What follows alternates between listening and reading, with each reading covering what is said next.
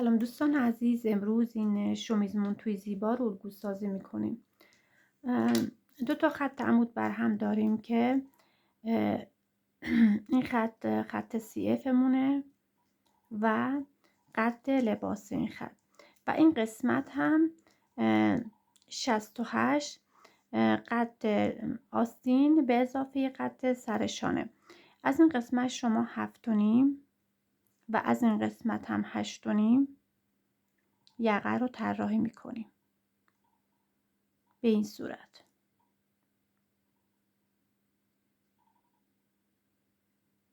قسمت یقه رو طراحی میکنیم.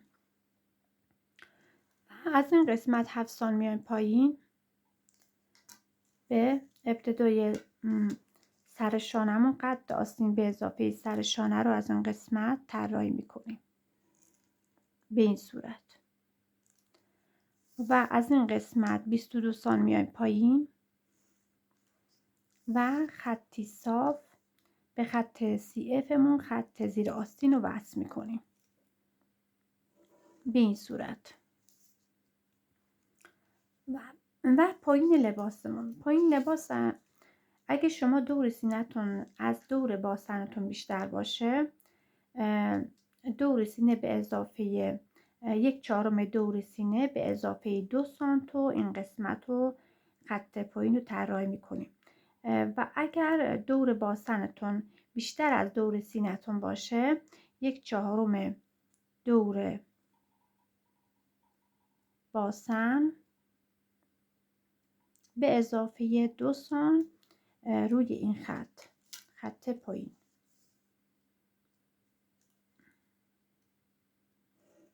به این صورت طراحی میکنیم و خط پهلو رو رسم میکنیم، به خط زیر آستین وصلش میکنیم به این صورت و این قسمت رو به این صورت هلال میکنیم و جلو لباسمون 4 سان برای رو همگرد خارج میشیم. لباسمون دکمه نداره، دکمه خور نداره، ولی برای که ما لباس زیرمون دیدنش لباسمون راحت باشه 4 سان بهش برای رو همگرد اینجا اضافه میکنیم که منطور موقع پوشیدن روی هم بیاد و راحت باشیم.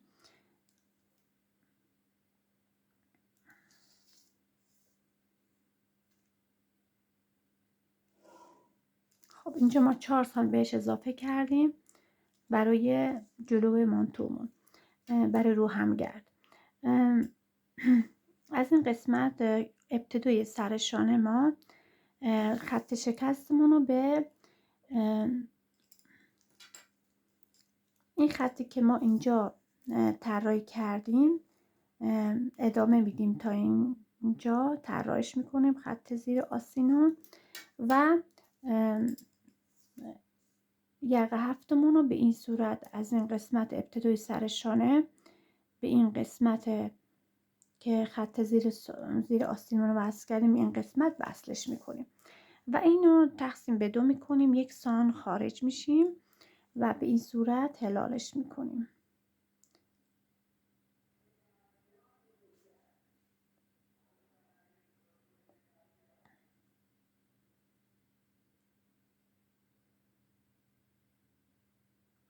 خب به این صورت هلالش کردیم و این قسمت دوریز میشه، این قسمت دوریز میشه. از اینجا ما از اینجا که 1 سان خارج شدیم هلالش کردیم، این شد یقه اصلی ما. مدل مانتو شومیز ما این قسمتش مچی داره و این قسمت آستین چین سوزنی میخوره و مچی بهش دوخته میشه. به این صورت ما دور مچمون رو متر میگیم، دور مچمون رو میگیریم و اینجا یه مستطیل رسم میکنیم، طراحی میکنیم دور مچ به اضافه 8 سانت این قسمت و پهنی مچ هم 14 سانت در نظر میگیریم. اینجا این قسمت رو 14 سانت در نظر میگیریم و اینجا من برای سجاف اینجا من توضیح بدم از این قسمت سجاف رو طراحی کنیم. این قسمت شما 7 اینجا برای سجاف و از قسمت پایین از این قسمت ما 7 اینجا اندازه میزنیم و سجاف رو طراحی میکنیم. به این صورت سجاف رو طراحی میکنیم.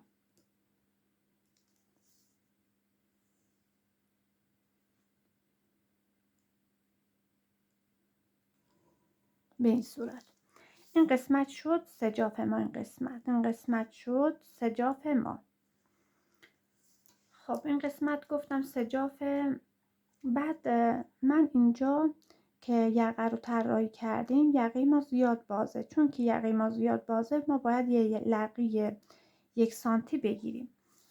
از این قسمت وسط یقمون یه یقه 1 سانتی میگیریم ما به این صورت.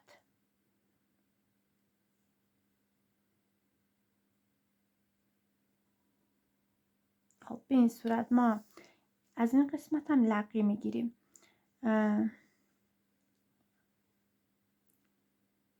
خب اینجا ما این قسمت رو من قیچی میکنم که شما متوجه بشی.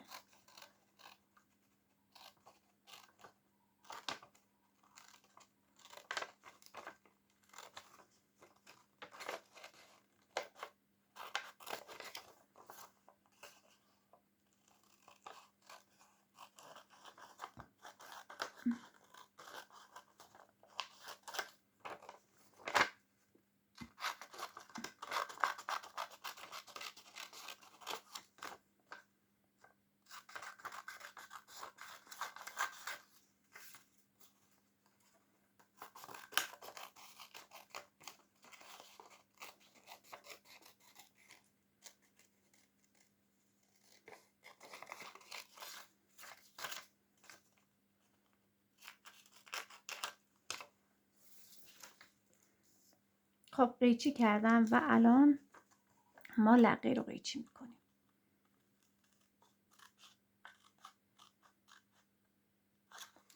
لقه رو قیچی میزنیم و به این صورت این قسمت رو ما چسب میزنه و لقه رو میگیریم.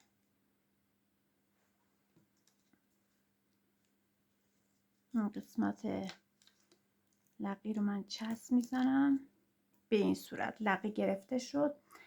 اگه یقتون احتیاج به آرایش داشته باشه دوباره طراحی میکنی و این قسمت رو آرایش میکنی، قسمت لقه رو میگیری.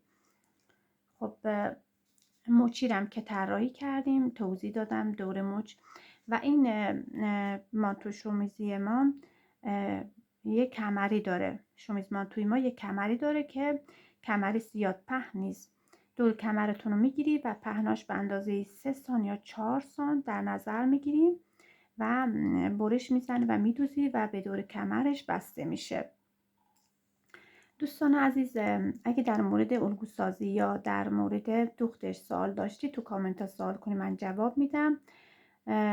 سابسکرایب لایک یادتون نره. ممنونم از حمایتتون.